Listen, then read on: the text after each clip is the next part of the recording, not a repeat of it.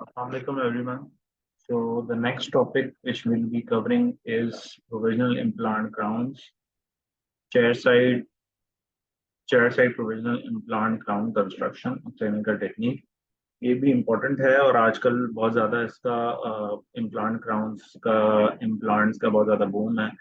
और जो भी प्रैक्टिशनर होता है वो कोशिश करता है कि प्रोविजनली इम्प्लांट क्राउन कंस्ट्रक्ट कर ले ताकि जिंजिवल प्रोफाइल बहुत बेहतर हो जाए और अपने हिसाब से कंट्रोल कर सके, क्योंकि इतना ज़्यादा क्लिनिकली ओरिएंटेड नहीं होती laboratory as compare to the dentist. तो जो डेंटिस्ट इम्प्लांट डाल रहा है उसको पता है कि उसने बक्को पैलेटली इम्प्लांट को किस तरह पोजीशन किया है, और बक्को पैलेटली पोजीशन करने के साथ साथ कितना इम्प्लांट क्रेस्टल लेवल पर डाला है, कितना बियॉन्ड द क्रेस्ट डाला है। तो उन सारी चीज़ों को कंट्रोल करने के लिए अगर प्रोविजनल इम्प्लांट की प्रोविजनल क्राउन बनाया जाए, डेंटिस्ट खुद बनाए प्रोविजनल क्राउन, तो ज़्यादा बेनिफिट होता है, क्योंकि इमरजेंस प्रोफाइल यानी कि जो पार्ट ऑफ द इम्प्लांट के ऊपर जहाँ से इमर्ज करेगा क्राउन, वो इमरजेंस प्रोफाइल होती है। और टिश्यू जो है, सॉफ्ट टिश्यू जो है वो पौधे की तरह होता है। तो सॉफ्ट टिश्यू की ग्रोथ को कंट्रोल प्रोविजनल क्राउन के थ्रू किया जा सकता है और उससे अच्छी इमरजेंस प्रोफाइल क्रिएट होती है। जिस तरह टार्नो का प्रिंसिपल है, सबको पता है कि क्रेस्टल बोन से इंटरप्रोक्सिमल कांटेक्ट पॉइंट का डिस्टेंस अगर 5 मिलीमीटर होगा तो वो स्पेस पे इंटरप्रोक्सिमल पेपिला क्रिएट हो जाएगा, वहां पे ग्रो हो जाएगा। और अगर 5 मिलीमीटर से ज्यादा होगा, 7 होगा, 8 होगा, तो प्रेडिक्टेबली नहीं होगा ग्रो। तो इसी चीज को देखते हुए प्रोविजनल क्राउन बहुत जरूरी है कि वो डेंटिस्ट ही बनाए। ठीक है, इससे फायदा क्या होता है, कुछ फायदे हैं, इसके एडवांटेजेस हैं कि प्रोविजनल क्राउन जब आप चेयर साइड बनाते हैं तो ट्रीटमेंट आउटकम बहुत ज़्यादा बढ़ जाता है। और एक और सबसे बड़ा फायदा यह है कि पेशेंट के ऊपर बर्डन नहीं आता, और पेशेंट के ऊपर जो है वो कंस्ट्रक्शन का बर्डन नहीं आता। और हम पहले इसको देख लेते हैं क्या क्या फायदे हैं उसके, ताकि हम बाद में हमारे लिए वो पार्ट हम स्किप कर सकें। क्या क्या हो सकता है, स्पीड ऑफ रेस्टोरेशन प्रोविजन, यानी कि बहुत जल्दी उसको मिल जाता है, एक्सपीडाइट हो जाता है। लैब पे नहीं जाता क्राउन बनने, और लैब पे नहीं जाता तो लैब के डिले नहीं होता। और number of clinical treatment session, एक ही ट्रीटमेंट सेशन में, एक ही सेशन में वो इम्प्लांट का प्रोविजनल क्राउन बना सकते हैं। पेशेंट सेटिस्फाइड होता है, कॉस्ट रिड्यूस हो जाती है, क्योंकि उसको लेबोरेटरी कॉस्ट नहीं देनी पड़ती, और आप इंट्रा ओरली अपने डेंटल मटेरियल से जो आप यूज करते हैं नॉर्मली क्लिनिक पे, उसी से ही बना सकते हैं। कंट्रोल के आप सब जिंजिबल सुपरा जिंजिबल कॉन्टोर को बहुत अच्छी तरीके से कंट्रोल कर सकते हैं क्लिनिकली। एक्यूरेसी बहुत अच्छी है, क्योंकि आप इंप्रेशन लेकर उसी वक्त ही उसको बना रहे होते हैं, और वो उसकी आप उसको मॉडिफाई भी कर सकते हैं, तो एक्यूरेट होता है वो। ठीक है, ये तो इसके फायदे थे। इसमें पेशेंट सेटिस्फेक्शन है, कॉस्ट है, टाइम रिड्यूस हो रहा है, कंट्रोल कंट्रोल है, वापसी लेबोरेटरी नहीं भेजना पड़ेगा आपको। तो ये इसके सारे फायदे हैं। अब हम डिस्कस करेंगे कि क्या क्या मेथड के थ्रू बन सकता है और क्यों जरूरी है कि प्रोविजनल ग्राउंड बने। एम्स क्या है? ठीक है, एम सबसे पहले तो ये है कि भाई एक ट्रायल फेज हो जाए। प्रोविजनल क्राउन जब पेशेंट को, जब एक दफा एस्थेटिक जोन में ब्लांट लग जाता है, तो प्रोविजनली डेंचर देने से बहुत बेहतर है कि आप प्रोविजनल क्राउन दे दो। उस प्रोविजनल क्राउन से फायदा ये होगा कि पेशेंट को एक रियल टाइम एक्सपीरियंस मिल जाएगा कि बाद में उसका क्राउन कैसा होना चाहिए। और उस इस प्रोविजनल फेज में बहुत सारी जो भी चेंजेस आपने करनी है, वो आप चेंजेस कर सकते हैं, प्रोस्टोडोंटिकली मैनेज कर सकते हैं उसको। ये तो basically patient point of view से जो है वो है आपका, कह लें कि पेशेंट पॉइंट ऑफ व्यू से एडवांटेज है। ठीक है। अच्छा, अब आप क्लिनिकल पॉइंट ऑफ व्यू से एडवांटेज देखें तो क्या है कि उससे हो क्या रहा है कि जो इम्प्लांट यहाँ पे लगाया गया है, इस इम्प्लांट के बाद इम्प्लांट जो है हीलिंग अबटमेंट लगा दिया गया है। हीलिंग अबटमेंट लगाने के बाद अगर इस फेस को ऐसी एम्प्टी छोड़ दिया जाएगा, तो इसकी सॉफ्ट टिश्यू प्रोफाइल की कोई कॉन्टोर नहीं होगी। लेकिन अगर आप इसके ऊपर टेम्परी अबटमेंट, ये सिलेंडर अबटमेंट दे दिया, टेम्परी अबटमेंट दे दिया, और टेम्परी अबटमेंट के बाद इस जगह को आप कोई इस जगह पे आप अगर क्राउन बना दें तो इस जगह पे जहां से क्राउन इमर्ज हो रहा होगा, यानी कि इम्प्लांट के बाद टेम्परी ये सिलेंडर अबटमेंट बनाया है, टेम्परी सिलेंडर अबटमेंट के साथ अगर आप नेचुरली क्राउन बना दें तो फिक्सचर जहाँ लगा हुआ है, यानी कि जहाँ इम्प्लांट लगा हुआ है और उसका जो ट्रांजिशन हो रहा है सॉफ्ट टिश्यू के साथ, इम्प्लांट सॉफ्ट टिश्यू इंटरफेस जो है, वो उस जगह पे अगर टेम्परी क्राउन आएगा तो उस जगह से इस जगह की, इस म्यूकोजा की कॉन्टोरिंग हो जाएगी, यानी कि इसका जिंजिबल जेनिथ, इसका जिंजिबल कॉन्टोर और इंटरप्रोक्सिमल एरिया पे कांटेक्ट पॉइंट और इंटरप्रोक्सिमल पेपिला फिल, ये सारी चीजें कंट्रोल हो जाएंगी अगर आपने सिलेंडर अबटमेंट के ऊपर टेम्परी ग्राउंड बना दिया तो। अच्छा, जो contour of the provisional crown refine हो जाएगा, कांटेक्ट पोजीशन बेहतर हो जाएगी और इनफिल हो जाएगा इंटरडेंटल पेपिला का। अच्छा, अब ये सारे मेथड्स के बाद, ये सारे मेथड्स जो हैं, इन सारे मेथड्स के बाद जब आप इसी इसी एक और फायदा ये होगा कि जब आप प्रोविजनल क्राउन लगाएंगे और अब आप इस पर डेफिनेटिव क्राउन लगाना है तो ये प्रोविजनल क्राउन में जो चेंजेस आपने बनानी होंगी वो चेंजेस आप प्रोविजनल क्राउन में कर सकते हैं, और प्रोविजनल क्राउन में चेंजेस करने के बाद आप इसको फाइनली इसी इमर्जेंस को आप इम्प्लांट लेवल इम्प्रेशन लेके इसी इमर्जेंस को आप उठा के अपने डेफिनेटिव क्राउन में यूज कर सकते हैं और उसकी प्रिडिक्टेबिलिटी और बेहतर हो जाएगी। अच्छा, अब क्या क्या मेथड हो सकते हैं कि प्रोविजनल इम्प्लांट रेस्टोरेशन कंस्ट्रक्शन के? एक तो मेथड ये हो सकता है कि आपने conventional fixer level dental impression लिया और 3D स्कैन और लेबोरेटरी 3D स्कैन के थ्रू इम्प्रेशन लिया आपने और उसको लेबोरेटरी भेज दिया और करवा दिया। दूसरा काम हो सकता है चेयर साइड कंस्ट्रक्शन, जिसकी हम बात कर रहे हैं। ठीक है, चेयर साइड कंस्ट्रक्शन क्या होती है कि चेयर साइड कंस्ट्रक्शन ये है कि आपने ये हीलिंग अबटमेंट के बाद सिलेंडर ये अबटमेंट डाला, बट सिलेंडर अबटमेंट लगाया और सिलेंडर अबटमेंट लगाने के बाद इसका एक इम्प्रेशन ले लिया। ठीक है, पॉलीविनाइल सिलोक्सेन इम्प्रेशन ले लिया। पॉलीविनाइल सिलोक्सेन इम्प्रेशन लेने के बाद इसके ऊपर आपने वैक्सअप किया। वैक्सअप करने के बाद आपने इसका एक स्टंट बना लिया, या कह लें कि एक पॉलीविनाइल सिलोक्सेन का मैट्रिक्स बना लिया आपने। ये देखें जिस तरह ये दिखाया हुआ है, ठीक है, वैक्यूम फॉर्म मैट्रिक्स बनवा लिया। पहले क्या किया आपने, सिलेंडर लिया, सिलेंडर का सिलेंडर का एक पट्टी इंप्रेशन ले लिया पूरे इस सेक्शन का। उस पे आपने एक कस्टम वैक्यूम फॉर्म मैट्रिक्स बना लिया और कस्टम वैक्यूम फॉर्म मैट्रिक्स को आपने कॉन्टोर कर लिया। कॉन्टोर करने साथ वाले दांत पे सुपरा जिंजिबली रखा और इस पे जो आपको इमरजेंस प्रोफाइल है उस पे रखा। ठीक है, मैं अब पूरा आपको जो लिखा हुआ है इस आर्टिकल में वो भी पढ़ के बताऊंगा, लेकिन पहले मैं थोड़ा सा एक्सप्लेन कर दूं ताकि एक मोमेंटम क्रिएट हो जाए। अच्छा, अब इसमें आपने करना ये है कि अब आपने जो कस्टम अबटमेंट लगाया था उसकी हाइट को आपने इस हद तक रिड्यूस करना है कि उसकी हाइट कंपैटिबल हो जाए, यानी कि वो जब आप इम्प्रेशन लें और इम्प्रेशन लेने के बाद आप स्टंट बनाए तो उस स्टंट से टकरा नहीं रही हो, यानी कि स्टंट और उसमें जगह हो ताकि। और ये स्टंट भी आप देखें, जो स्टंट बोल रहा हूँ मैं, ये जो कस्टम अबटमेंट है, कस्टम अबटमेंट और स्टंट के दरमियान या कस्टम अबटमेंट और वैक्यूम फॉर्म मैट्रिक्स के दरमियान स्पेस है। ये स्पेस का फायदा ये है, और कस्टम अबटमेंट का सिरेटेड होने का फायदा ये है कि सिरेशन है, इस पे फायदा ये है कि रिटेंशन होगी। ये कॉम्पोजिट इस स्पेस में आएगा तो ये रिटेन्ड रहेगा। साथ वाले दांतों की सपोर्ट से आपने लिया और उसके अंदर एक होल बनाया हुआ है, और एक आप करेंगे ये कि आपने ये क्लिनिकली पेशेंट को पहना दिया और इस होल के अंदर आपने कॉम्पोजिट को फिल कर दिया। Composite, flowable composite kind of composite होगा, उसको फिल कर दिया और उसको क्योर कर लिया। ठीक है, ये सारा हो रहा है। ये प्रिपरेशन करी सबसे पहले। अब मैं जो आर्टिकल में लिखा हुआ है वो मैं बता रहा हूँ आपको। ठीक है, ये देखें फैब्रिकेशन। अच्छा जी, सबसे पहले इन्होंने क्या किया, क्लिनिकल मेथड क्या है कि क्लिनिकल मेथड ये है कि सबसे पहले इस एरिया का जो कस्टम अपार्टमेंट लगाया उस एरिया को कस्टम अपार्टमेंट लगा के इम्प्रेशन लिया, इम्प्रेशन का वैक्सअप किया।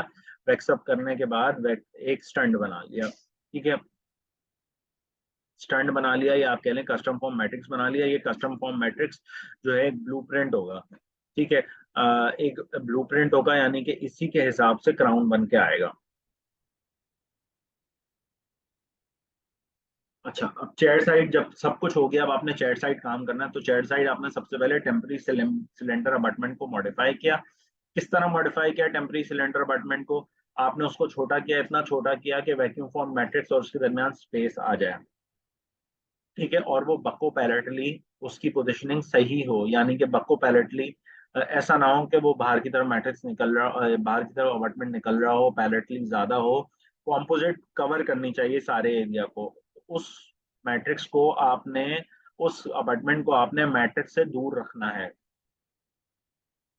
ठीक है। टेम्परी सिलेंडर अबटमेंट को आपने रिड्यूस कर दिया, विथ बर्ड्स से रिड्यूस कर दिया, और आपने इंश्योर कर दिया कि टेम्परी सिलेंडर रीइंसर्ट जब टेम्परी सिलेंडर को किया तो was just out of contact with the पटी मैट्रिक्स, जो पटी मैट्रिक्स है उससे आउट ऑफ कांटेक्ट है।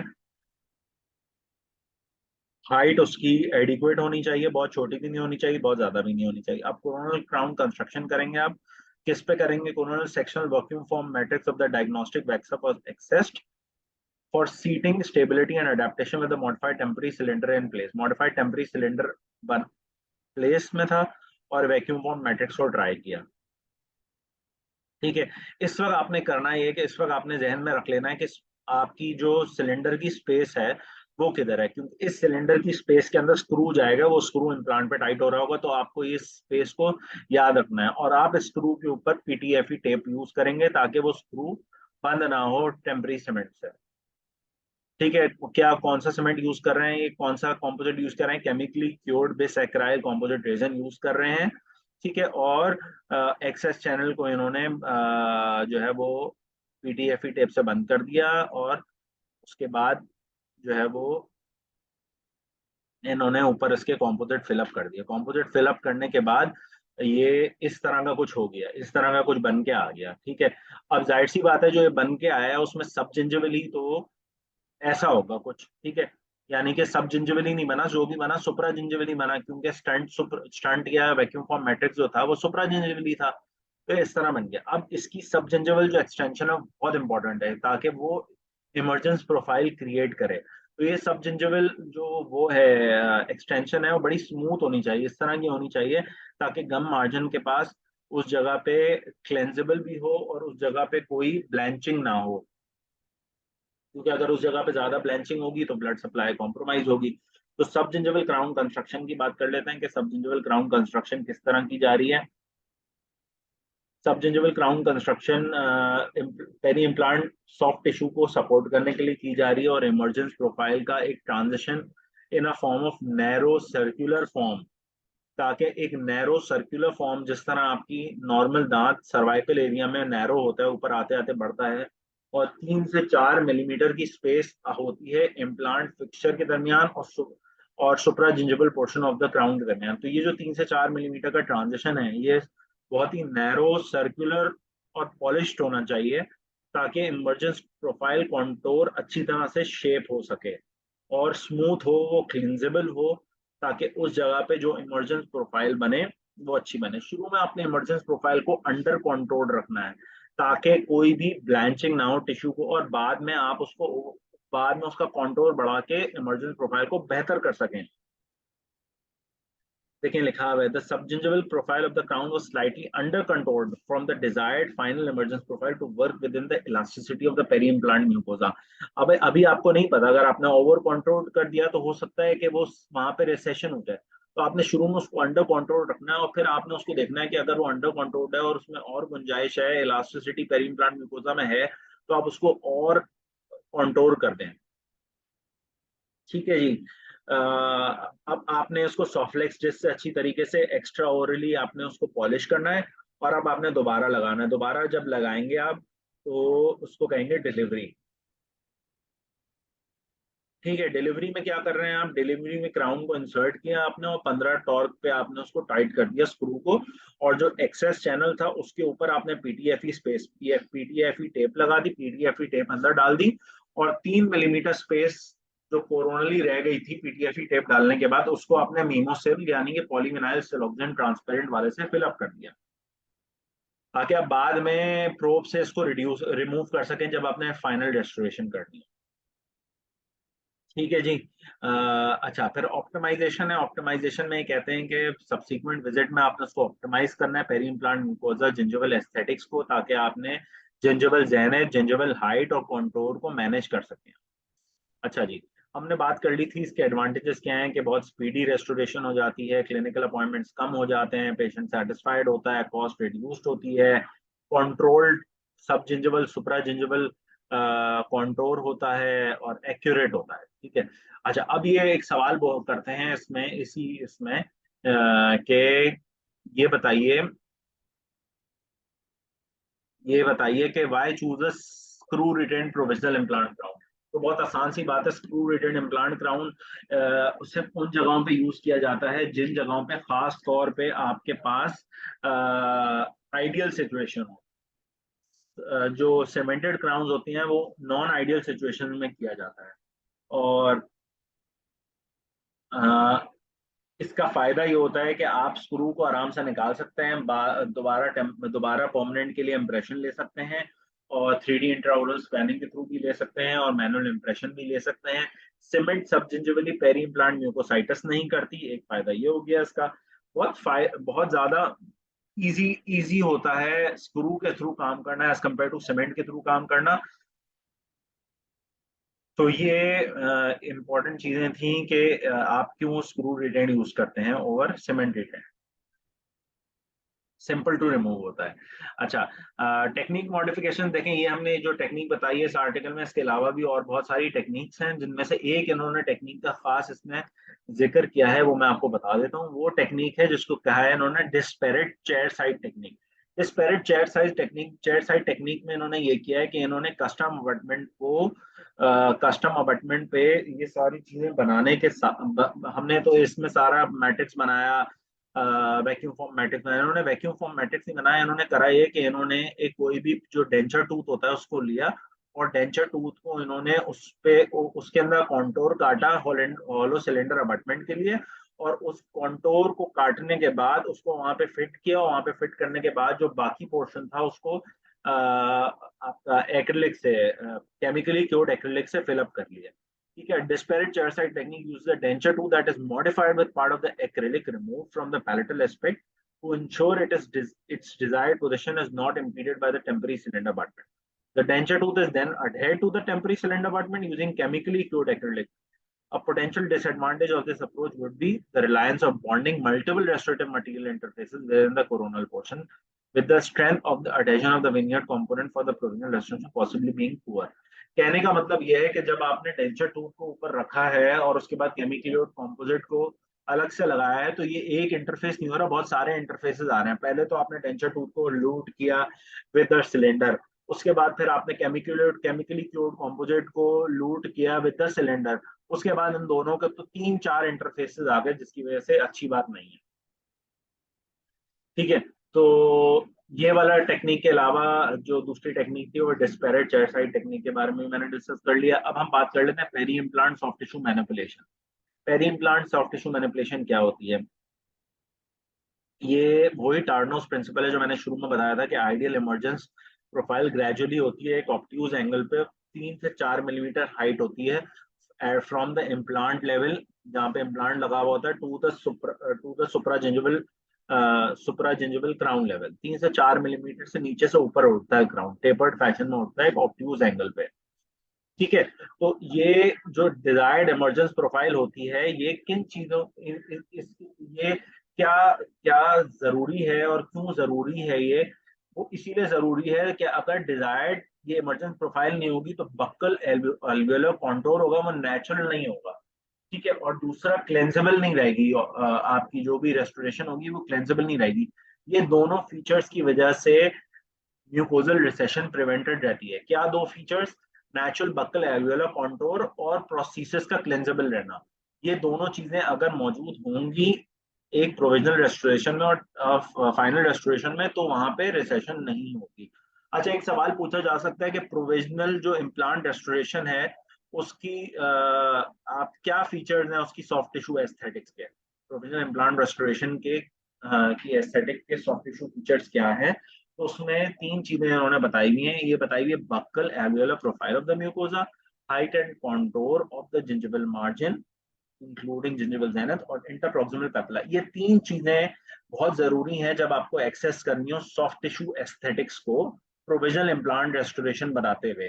तीन चीजों को देखना है, एक तो buccal alveolar profile of the mucosa को देखना है कि बक्कल एल्वियोलर प्रोफाइल म्यूकोजा की कहाँ पे आ रही है। इसमें बहुत ज्यादा bucco palatal position of the implant vary करेगी। अगर इम्प्लांट बहुत ज्यादा बक्कली पोजिशन होगा तो कोई कभी जब भी आप रेस्टोरेशन बनाएंगे तो आपको रेस्टोरेशन को कॉनकेव बनाना पड़ेगा, क्योंकि अगर आपने कन्वेक्स रेस्टोरेशन को बना दिया तो वो बल्कि रेस्टोरेशन हो जाएगी। और इसी तरह इम्प्लांट जब बहुत ज्यादा पैलेटली प्लेस्ड होगा तो आपको रेस्टोरेशन को कॉन्वेक्स बनाना पड़ेगा। तो ये चीज आपने देखनी है। क्या देखनी है? बक्कल एल्वियोलर प्रोफाइल क्या है म्यूकोजा की। अच्छा, दूसरा height and contour of the gingival margin. अगर बहुत ज्यादा जिंजिवली इम्प्लांट प्लेस्ड है तो आपको जो है वो उसको किस तरह कंटूर देना है, उसका कंटूर किस तरह मैनेज करना है, और उसके हिसाब से फिर इंटरप्रोक्सिमल पेपिला किस तरह मेंटेन करना है। तो जब भी कहते हैं कि इम्प्लांट 3 से 4 मिलीमीटर सब जिंजिवली होना चाहिए, 3 से 4 मिलीमीटर जो है वो स्पेस होनी चाहिए between the bone and the cervical portion of the tooth, जिसको आपने रिस्टोर करना है। क्यों 3 से 4 मिलीमीटर होनी चाहिए? ताकि वो टेपर्ड फैशन में ऊपर आए। और टोटल 5 मिलीमीटर डिस्टेंस होना चाहिए from the interproximal contact point to the bone, ताकि वहां पे आपकी characteristic ballooning of the interproximal papilla हो जाए और वो बलून हो, इंटरप्रोक्सिमल पेपिला बलून होकर सेंटर एरिया को फिल अप कर ले और वहां पे कोई भी ब्लैक ट्राइंगल ना आए। ठीक है, अब ये किस तरह करेंगे? ये सारी चीजें प्रोविजनल रेस्टोरेशन के थ्रू हो जाएंगी। अब प्रोविजनल रेस्टोरेशन में लेट सपोज आपने इंटरप्रोक्सिमल पेपिला में आपको ब्लैक ट्रायंगल आ रहा था, तो ब्लैक ट्रायंगल में आपने क्या किया? इंटरप्रोक्सिमल पेपिला को आपने कॉन्टैक्ट पॉइंट को शिफ्ट किया, अपने कॉन्टैक्ट पॉइंट को मोर सर्वाइकली ले गए। तो आप मोर सर्वाइकली ले जाएंगे कॉन्टैक्ट पॉइंट को तो डिस्टेंस फ्रॉम द क्रेस्टल बोन कम हो जाएगा। जब डिस्टेंस फ्रॉम द क्रेस्टल बोन कम हो जाएगा तो क्या होगा? उस जगह पे दोबारा पैपिला इनफिल हो जाएगा और ब्लैक ट्रायंगल खत्म हो जाएगा। तो ये प्रोविजनल रेस्टोरेशन करते हुए जो फीचर्स आपने जहन में रखना है वो तीन फीचर्स खास तौर पे फंडामेंटल फीचर्स जहन में रखना है। एक तो बक्कल एल्वियोलर प्रोफाइल क्या है म्यूकोजा की, height and contour of the gingiva क्या है, और इंटरप्रोक्सिमल पेपिला को देखना है। ठीक है जी। अच्छा, इसमें यही सारी बातें बताई हुई हैं कि the way the restoration contacts adjacent teeth and coronal shape of the restoration are known to affect the presence और absence of interproximal papilla. Therefore, refining these properties of the restoration, the provisional phase, either at the time of fitting or incrementally over subsequent appointments, may optimize the soft tissue aesthetics. यही सारा reason है कि आपने इंटरप्रोक्सिमल papilla और aesthetics को manage करने के लिए आपने अच्छी सी प्रोविजनल रेस्टोरेशन देते हैं। और एस्थेटिक क्राउन्स में सबसे ज्यादा इंपॉर्टेंट यही चीज होती है कि अगर आपने सही तरीके से प्रोविजनल रेस्टोरेशन दी है तो उसकी इमर्जेंस प्रोफाइल भी अच्छी होगी और उसकी एस्थेटिक भी अच्छी होगी।